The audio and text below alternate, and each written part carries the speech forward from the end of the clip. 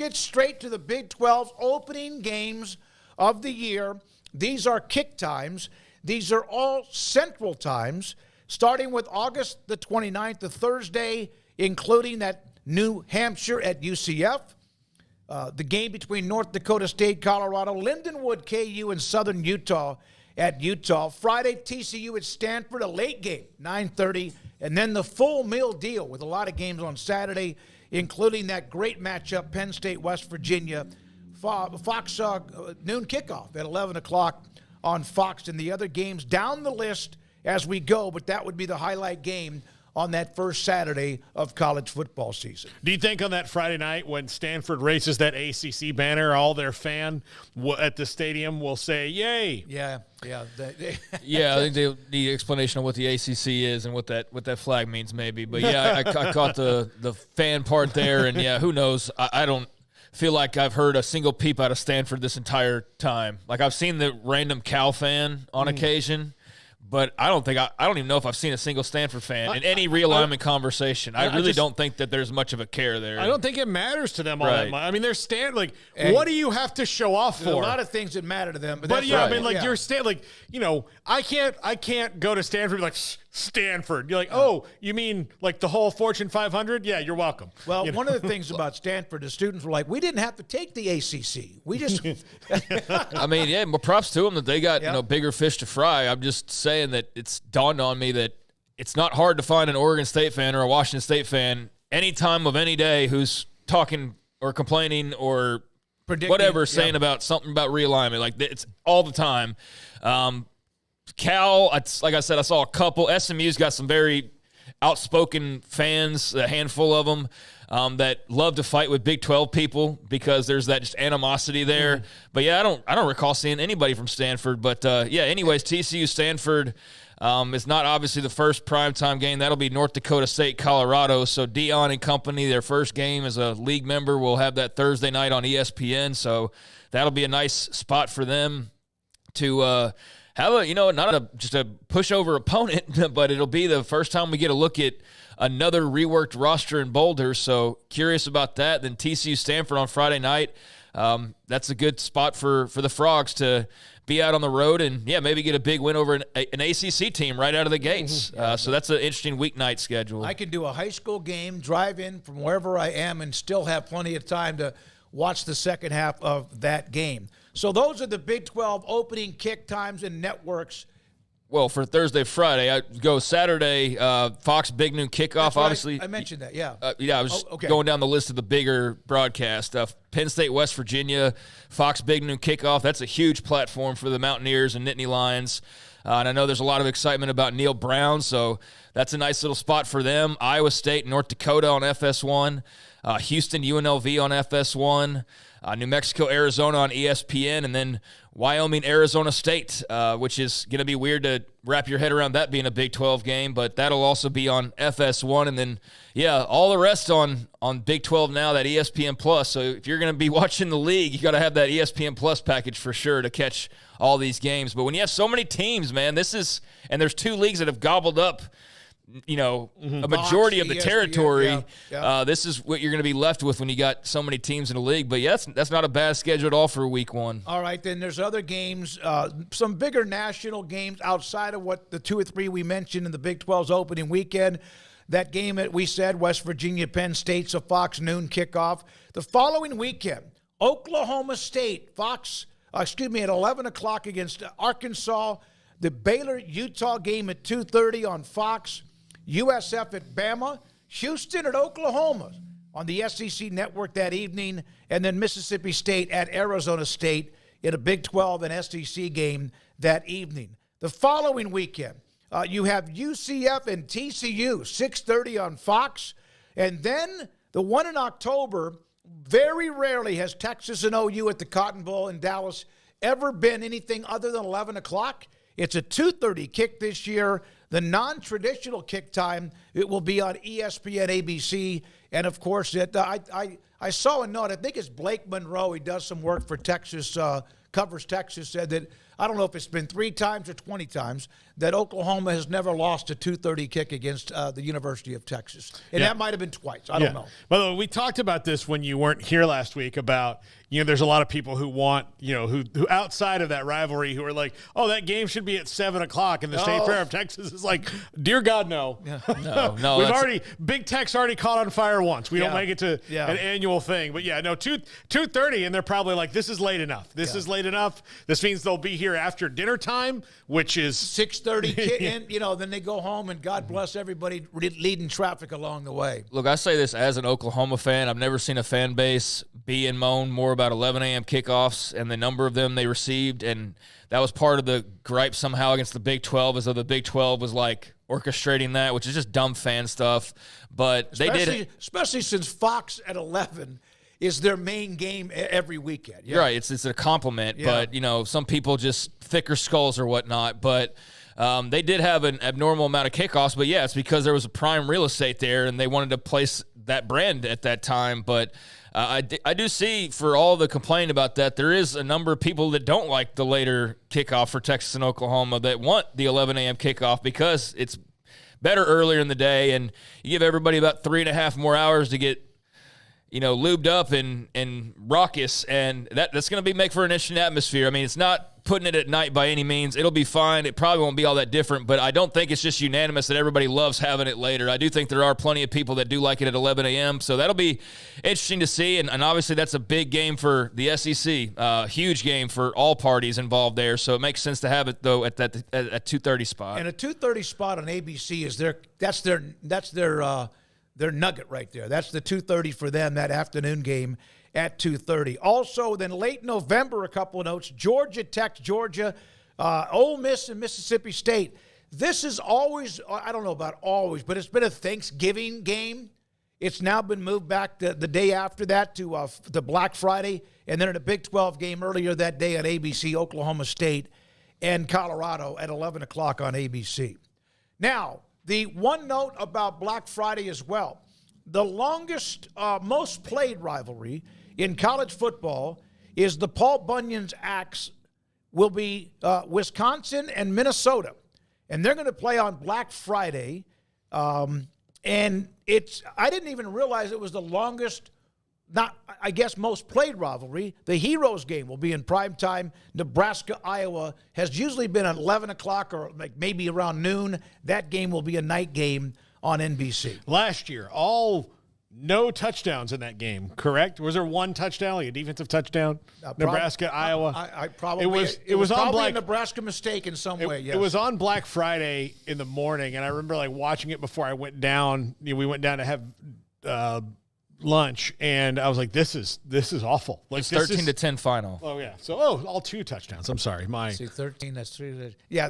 Bottom line, it was a godforsaken game to watch, and excruciating for me because I was watching. Curious to see if it'll be better this year. So all right. So earlier this week, Baylor unveiled 3 combination of uniforms, and there are the ones on the right, the white, the gold, and the green. And the response was probably about 50-50 of everybody. Maybe there were a few subtle changes. Of course, the stripes, we've mentioned that. And then today, Baylor released yet another uniform that is the anthracite, which is what I mentioned, that color, even a few weeks ago. I love it. I think it looks fantastic. I think it looks clean. I think it looks mysterious. And Baylor today, 2 days after a probably 50-50 split on the original unveiling of the new uniforms, they come out with that one. Yeah, depending on what nook of Baylor fandom I guess you were looking at, it might have been 60-40, 70-30, but it was pretty much split on the new design and the I guess freshening up of the previous uniforms. And then I don't know what the plan was for the drop of the 4th mystery uniform. Originally, was it always to do it 2 days later? I talked to Brent Ingram, and I said, Brent, what was the plan there? He goes, our plan was always to unveil. This is what he told me, unveil the 3, let that settle. People can hash it out, and then we'll come back with the one that I think they pretty damn sure knew about 99% of everybody would like the ones that came out today. So does that mean that the plan was to do it 2 days later? What I'm asking. The plan was to let the 3 be released, let people chew on it, knowing that in a couple of days, no matter what, they would come back with the ones released today. Okay, well, I wonder if they would have just thrown those black or the anthracite out the same day, if that would have made a difference. I think that if they would have done that, that might have been fine. But the problem is there still would have been some blowback on the other ones, and it overshadowed the ones that were singly solo released today. Well, I think that they probably did it right then. I thought that, I mean, we nailed the anthracite thing. Like, we were all over that days ago. And really, you had mentioned that like months ago. But, yeah, we were all over that. And I think if you look closely, like, it's not quite black. It is like the anthracite's like coal. So it's like grayish black. And I think you can see right there, that's very much, that's as gray black as you can get. Yep. So, yeah, anthracite was spot on. We nailed that. And I think that the way they ended up doing it then, if that was always the plan, was the right way. Because had you released the anthracite ones and then 2 days later come out with the rest of them, people would have probably gone from elated to like disappointed. So you flip that and everybody ends on a happy note, because I've seen it's near unanimous that people love these, even non-Baylor fans. I think the two things that are very curious about these is the anthracite just looks cool, the yellow pops, and whereas the, you know, a lot of the pushback is the all yellows are the ones that people don't really embrace, but they've got the bear claw details on the shoulders. Yep. They've also got Baylor across the chest. Yes. Mm-hmm. The other ones don't have either one of those things. Exactly. They have the stripes on the shoulders and no Baylor across the chest. And I've seen probably the most common comment has been, why didn't we use this format for all of the jerseys? Mm-hmm. Which is a legitimate question, because I think had they done that, they probably would have nailed this all the way around. Oh, yeah. Because the big complaint is that the green and the white and the you know, the yellow are maybe too plain or don't have enough Baylor marking on them. So I think they knocked it out of the park with the anthracite. I think those are really sharp, and I wouldn't be opposed to formatting that the same way across the board. But I know that that's not going to happen anytime soon because they just got these new ones. But I would be curious to wonder why they made those so uniquely versus the other ones. What are they going to do this fall against TCU? I don't know. They're honoring two former Big 12 championship teams. Okay. And this is kind of a tie-in to a little bit, not the chrome helmets or whatever, but there's a little bit of that tie-in that people love, kind of some of the all-black that they wore without it being all-black. Also, it's just something that they had to do. I mean, like, no, they needed had to do. Yeah, they needed a restarter kit. They had 2 years in a row. They had a student uprising about let's do a blackout, and they fought with students about that. And like the way it was carried out from the students fought with them too. The way it was carried out by the students was probably not the most effective way to do it. But again, they're all dumb. They're students. They're all dumb students. They're all dumb kids. They're students. So you know they use the methods at their disposal to do the things they do. I do think, and this is an athletic department that has told its fans no for a lot of things over the last couple of years. Like they want this to be different, this to be different, this to be different. Tailgating, no, we're not going to change that. This, no, we're not going to change that. We like black uniforms, no. We don't really like gold outs, tough. We're going to do a gold out because we got to sell these things anyway. And like that's how it comes across to them, is they've been told no a lot. They needed to, especially coming off a 3-9, throw them one bone. Well, and this is very important. It did well. I sent Jovan Overshone, who's taken a beating at times with the PR, with some of the uniforms, tailgating, et cetera. I said, I love them. She goes, isn't it fun? Finally. So I think for her, it's probably somewhat of a relief as well. Yeah, and I get that there's a nod and you wear those against TCU, but that doesn't answer the question of why not just do the same pattern. I can answer the question. Okay. At least as far as what I know, some of the higher ups at Sikkim 365, like Colt Barber, have been told it's very much a different stipulations on jersey design when it's known to be an alternate. Okay. So the 3 are a base set, so Nike has certain restrictions on that. And then they have a lot Yeah. more design freedom when they go to design an alternate uniform. Gotcha. That makes sense. That there's Nike like has a rules. lot to say with it. Okay, too. yeah, because the main comment I think everybody has seen is like, why didn't we do the same thing on all the other ones? And so that's why I'm asking for the explanation, and that makes sense. And to simplify, a lot of people have asked, I've seen a lot like, well, why, like, isn't this way? Or why does this look so much like West Virginia or something else? Well, think of it this way. Okay, all of us in this room could buy a different team shirt from Nike that's the same kind of style, right? But it's, you know, the team colors and the logo's different, but the style is the same. The writing's the same. Well, Nike's a fashion company. They have lines. So I think they very much plug teams into lines. Baylor's in a line. Oregon has their own. Like they're the Beyonce of Nike, so they can do what they want. But then like other schools have lines, and then I think they kind of group schools into this is the, Nike, used to be like Vapor or whatever they called it. Well, what's interesting is the ones on the right, the gold, basketball team wears those a lot.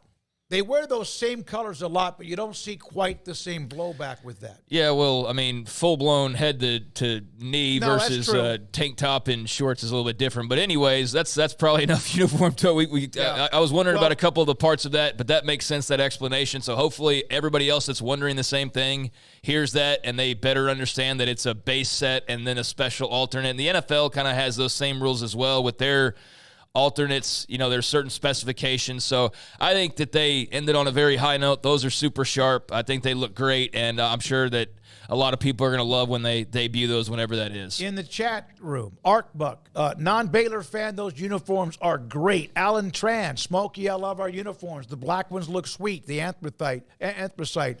I'm on board with them. So there's some good feedback. And then also, it wasn't quite that way a couple of days ago when we mentioned, or at least showed, we're able to show the new 3 that are on the right-hand side. We have T.R. Sullivan and C.J. Moore coming up. T.R. on the baseball and Negro League stats being combined, and then also C.J.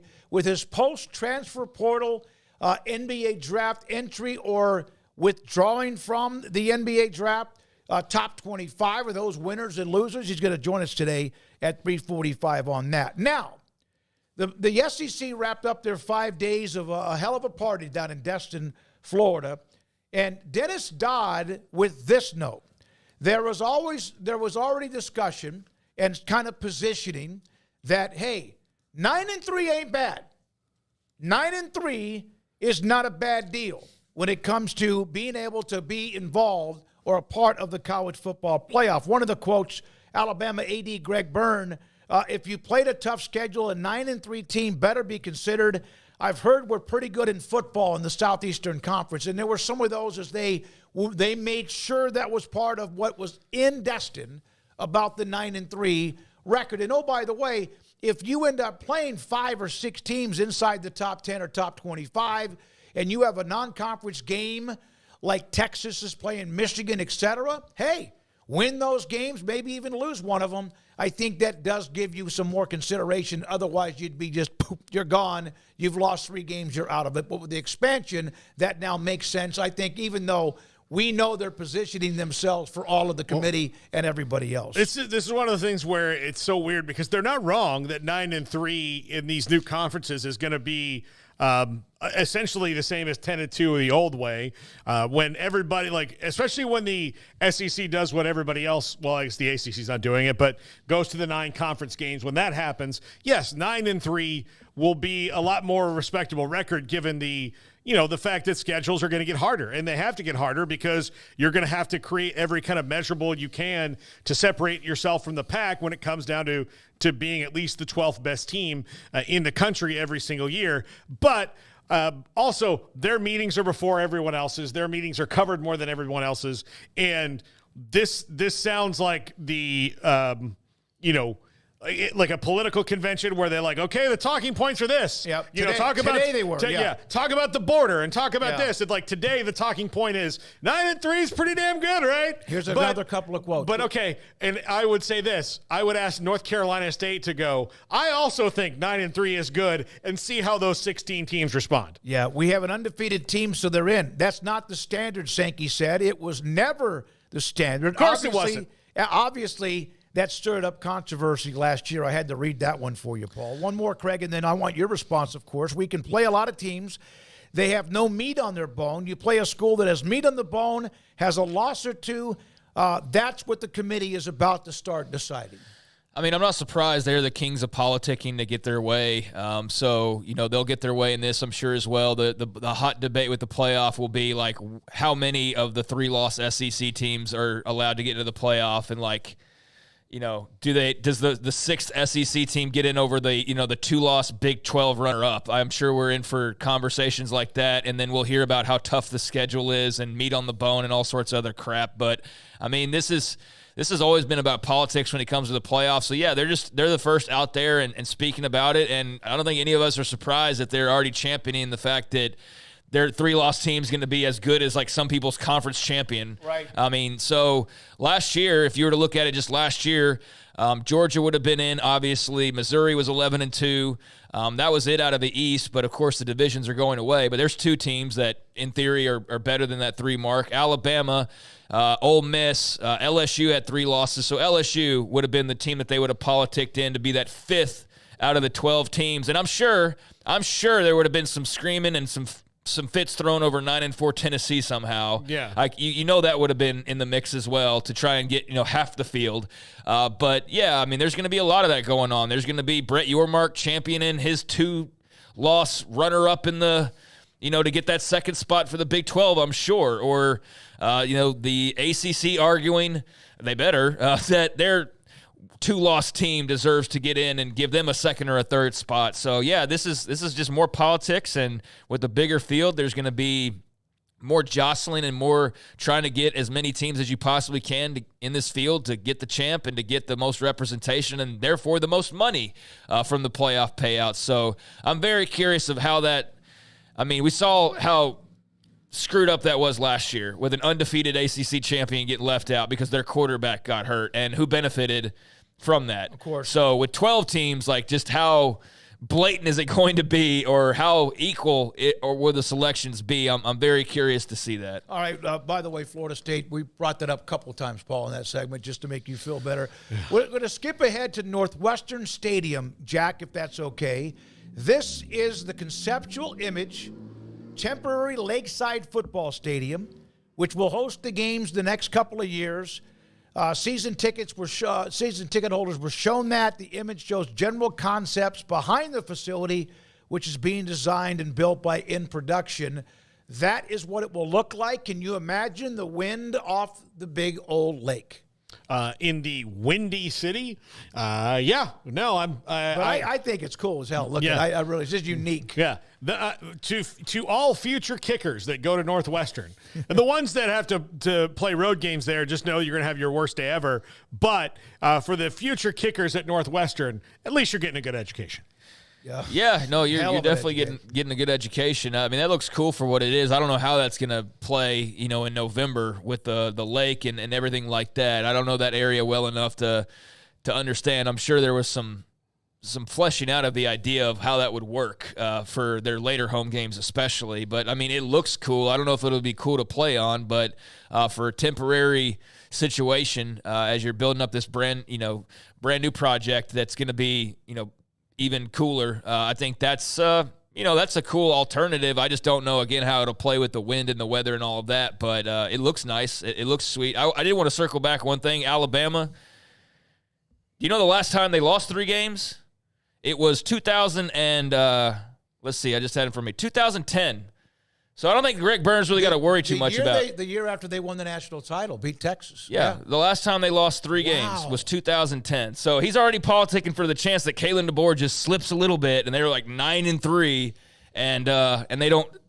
Oh my God, they might not get into the playoff. Like Alabama's, ever really on the wrong side of history as far as that goes. But yeah, it's been a long time they've even reached that. But I know that's not even so much about Alabama, even though I'm sure there is some like, well, we don't quite know what we have now. Like, we know we hired a good coach, but we don't know we're going to win 10 games every single year, which they've done since 2008. They've never. I would think out of everybody in the SEC, that could include Alabama, LSU, Tennessee, Georgia. Well, but I think Georgia and Texas are going to be above that 3 loss. Oh, I'm just saying, like, those teams, yeah. But yeah, I think he's politicking. Maybe if DeBoer slips a little and they're only 9-3 right out, but I think he's also politicking for the rest of the SEC for sure. He's trying to talk for Tennessee and for LSU or for whoever. So yeah, I just found that interesting that they have not lost more than 2 games in a very long time. I'm okay if we get to these larger and larger conferences, if it ends up being records like the NFL. And I'm okay with it. are the fan bases of those schools that are used to 12-1, 11-2, and 13 are no good with it. I don't think I'm okay Gonna with take it. a little bit of time. What I won't be okay with is the 9-3 demeasuring that we're going to have on it, which will be, well, I mean, like I said, NC State, if NC State says, man, we had a great, season at 9-3, and then Ole Miss is like, oh no, they do the Greg Sankey, one of these things is not like the other. Like, oh, okay. Yeah, let's not do that. Like, and I understand it's going to be a tough time. Mac Roach. Yeah. So let's not do that. Like, let's make sure that, if Let's not do it and don't be preemptive with it. Let it play itself out. Let's just not, because if you have a 9-3 SEC and a 9-3 ACC, the SEC is going to get the nod. The biggest thing they need to do, and they can never do, and this is why it happened this year, is they're basing things on history, and history doesn't matter in the immediacy. Like, you can't say because Alabama's not been 9-3 that that they deserve to be in over somebody else because this is their first year being good in a while. And start anew. Every year should be nothing. Yeah, and I think you've brought this up a few times about the playoff and the fans getting used to more losses. If they make the playoff, it doesn't matter. Yeah, like that's the thing. That's it's the my accent. point. Yeah, that's my point, Craig. Doesn't matter. To me, if 9-3 and you make the playoffs, it's like I'm saying, you could be a wild card team in the NFL and go on to win the Super Bowl. Yeah, so I think the answer is no, it won't matter. I think it's still going to be a while for some to get used to maybe being 9-3, but there is the mulligan of the fact that you're a part of the 12 team, eventually maybe 14 team playoff. All right, when we come back, TR Sub.